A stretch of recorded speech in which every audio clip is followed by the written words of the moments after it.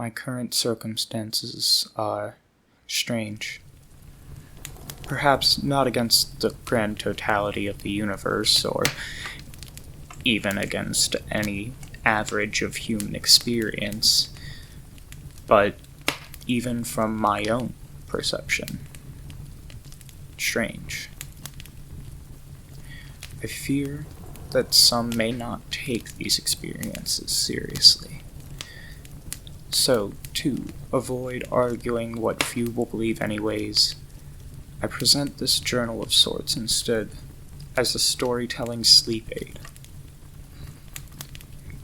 I am a student, one who should be graduating soon, emphasis on should. I have a hard time maintaining focus and always have. Storms, however, are one of those few occurrences that reliably calm my soul as well as my mind, as my options for action and inaction become limited. We continue to live and work when it rains, yes, and yet there is also a universal rest, a recognition for a need for shelter and each other. I apologize for waxing poetic, but the peace of mind that I am at when I'm writing in these conditions cannot be understated. All things become inconsequential to waiting out the storm, and writing kills time like no other. I had been reviewing notes for an upcoming Dungeons & Dragons campaign, amongst other scattered notes, stories, and stanzas of poetry incomplete, when I had noticed a dog-eared page. Normal, yes, but not for me. I have a strange respect for books, to where writing within one that isn't blank or only written in by me feels disrespectful, wrong, even. This goes for crumpling or folding pages as well. Needless to say, it caught my attention. It appeared to be lightly tea-stained piece of parchment, or perhaps some prop piece of printer paper I had spruced up at some point. But the handwriting was immaculate. It was as if it were some piece of decorational calligraphy, but as I pored over the text, line after line, sometimes repeating a line, sometimes several in a row, and not often by choice, I began to notice that amongst my other strewn journals and papers, I could see a few other separations in their text blocks. Investigating further, I found scrap after scrap of what appeared to be highly important, or at least valuable, literature slipped between the pages of each and every tome within my home. It should bear noting that, at this time, I was alone, completely so. At a depression, yes, but thankfully able to reflect on my own mentality at the time, as both housemates were out of town. As I said, it had been storming, an outright deluge, and, with a deafening crack of thunder, I unflinchingly stared at the page and compared it to another. This meta-analysis bore fruit, as I began piecing together scraps of a world that seemed convinced that it existed, regardless of its idiosyncrasies and impossibilities. I've found real pages of a book from an entire world that, as far as I know, doesn't exist. Not just that, but other pages seem to be from other books, detailing what seems to be a rather vast collection of historical recountings. I cannot attest to the quality of these accounts, but I can attest to the fact that they portray a cohesive, though convoluted and strange world. Before I can start reading the assorted legends and myths of the continent of Fajir, we have to first cover the history of its planet, Solon. We must first understand Spirn, so named by the first dialogue of the Spirifolian historian and philosopher Anastasius Meridia. I get ahead of myself. Spirn. Spirn is the whole. It is the journey and the calling. To be within Spirn is almost always a transitory experience. Many live full lives here, only to leave after and to never return. As if, from their reincarnation, they had recovered all they needed from this plane, whether it knew or felt or not. A universe, that's what Spirn is. A formless boundary of incomprehensibly wide space-time that has become entangled within itself. Sometimes in Spirn, events will occur in an eerily similar fashion to the way they had decades, sometimes even eons ago. Spirn's timeline is convoluted and messy, and some have described it as a set of two looping lines parallel to each other, yet overlapping, creating a series of chaining circles within two boundaries without. When time intersects itself, and causality cracks for even a moment, the world is reminded of the impermanence of its state.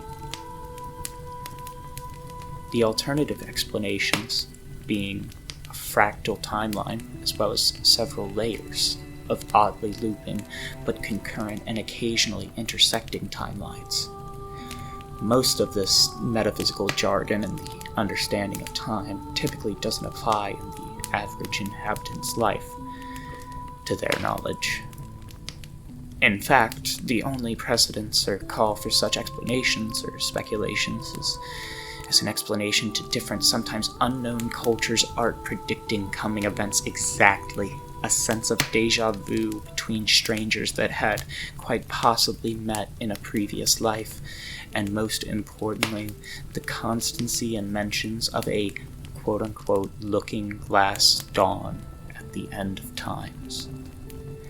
Its descriptions are often ghastly, and all that need to be remembered for now is that a reflection of the world is visible in the sky when the end times approach. This is mentioned time and time again from different texts and prophetic visions across what seems to be different cycles, ages, or even entire timelines within the same universe. These occurrences were powerful and provable enough to spawn countless religions, which then further documented and spread accounts of these prophetic visions, as well as to cover up any subversions therein.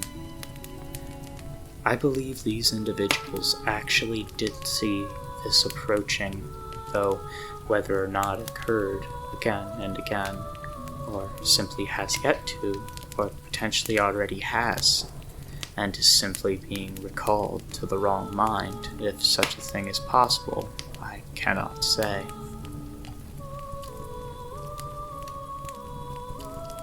To avoid all this speculation, and to paint a better image of what I know for certain happened at least once between these disparate notes, I will instead be moving through the next 3 storytelling sessions with a particular worldview and narrative, and then I will highlight those mentioned similarities between what appear to be entirely different chains of events in entirely different contexts, yet concurrent in the aspect of when. To begin, the earliest recorded state of an inhabited recorded Spirn I could find was an age wherein the planet upon which our stories take place was named Ebris. This is due to the fact that the greatest power at the time, however it may have come to be as much, was referred to by its followers, and seemingly itself, as the Urban, spelled E-R-B-I-N. It's unknown what the word means, but it seems to be the only signifier that got a response from the living god. A colossal beast whose legs dwarfed even the homes of what could be considered the progenitors of sentience, a humanoid but pale and scrawny race, timid and reclusive, fearing the influence of each other and the endless forest of the marbled biomes that spanned the entirety of both space and time. In these times, life was generally simpler, namely due to the lack of consistency in between people, places, and things. As if the world were still settling, so to speak. In this era, experience undeniably morphed and molded, and those who could not control their despair or ecstasy or desire would typically change into beasts without true form, seeking only either escape from experience or to maximize it and indulge fully. Those that hadn't, instead, found comfort in a life where little happened. According to previously mentioned historians of the world, quote, they probably lived in cottages or huts, though not for lack of capability. It was more so that they were comfortable with what they had. After all, one need only experience the joy of a harvest for their whole field to be fertile, or the failure of their only bean to sprout may be the source of a sort of nutrient drought in an entire field. This place, these times, were not or are not subject to the concrete as we are. They are, indeed, subject to it, but in the same way that, compared to us, the Falcon too is subject to gravity. Yet, it has its ways around such issues. End quote. While failing to go more in detail about how more concrete ideas affect them, the unnamed historian from these few errant scripts of some expedition then goes on to speculate that it was the very birth of society, of categorization in this otherwise entirely impermanent and unconcerned life. The urban was peaceful and passive, only ever acting by anointing individuals who had acted with great valor and without violence when it would be otherwise reasonable, with a sort of royal jelly. This would cause crystalline horns and the lacy outline of insectoid wings to slowly apparate upon the chosen individual. In time, these horns would grow and curve with increasing complexity as those appointed by the urban brought peace to the souls of the countless formless minds that wandered that endless forest as prey or predator or hunter or hunted or survivor or god or child. The wings, however, would eventually start to crumble and fall off, leaving 2 open slots in the back of the afflicted. These individuals were deemed, quote-unquote, arch-urbans.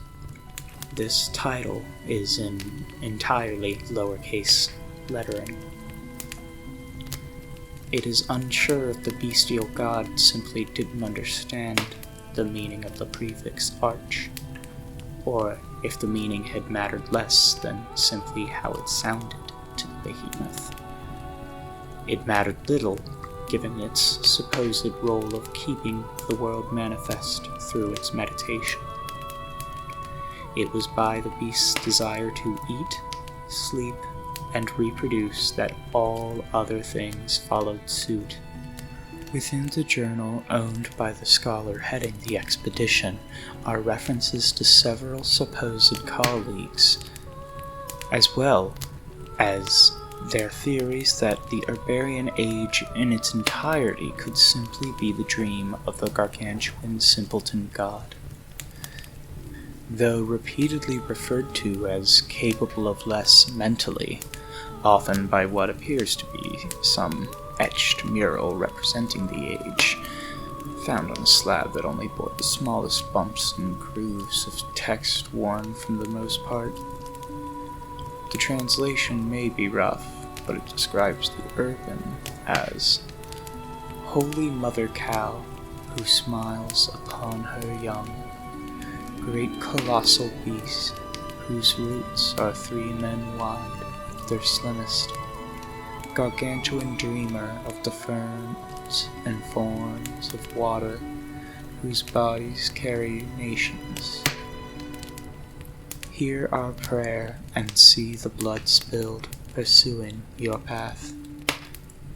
Yet, as we feel, we change. Why then, do you not?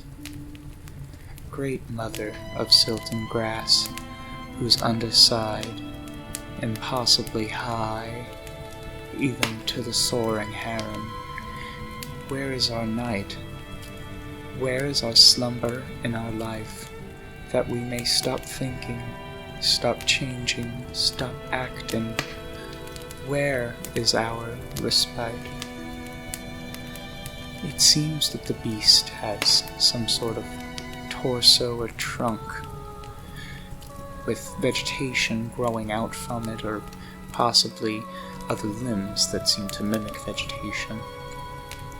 Not only that, it seems partially unaware of its permanence, or at the very least that this isn't shared with its subjects, even if they had died long, long ago. Other texts make reference to a second stanza, reading, "Cry not woe unto us, for we change. We change that we may not be unyielding in our experience, our being. We transition and morph that we may better understand infinity. It is part of our nature, incomprehensible that it may be. The fool becomes a jester, a philosopher, when he realizes that a truth is nothing but a lens." Regardless as to whether or not the idea of truths merely being provable perspectives holds any water, it becomes clear that the shared font and spacing makes the whole piece singular and perhaps rhetorical. From here it becomes clear that some aspects beyond just truth being a lens may be metaphorical as well. Cross-referencing this text with surviving descriptions of art from murals further strengthens this idea. The urban, or at least its symbol or stand-in, is a headless bovine draped in moss or cloth, or perhaps matted hair. Its legs do indeed dwarf depictions of watchtowers in both height and diameter, depicting that the difference in either variable may have been an octupling of the depicted building's measurements, specifically about 8.3 times. I bring this figure up for reasons that will become clear in further stories.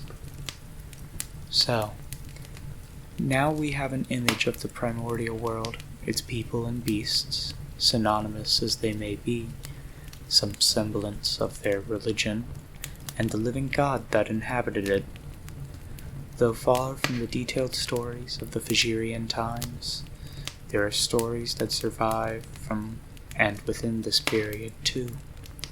First, the classic tale of the dancer spirit, the huntsman, the white fire, and the fall of Ebris.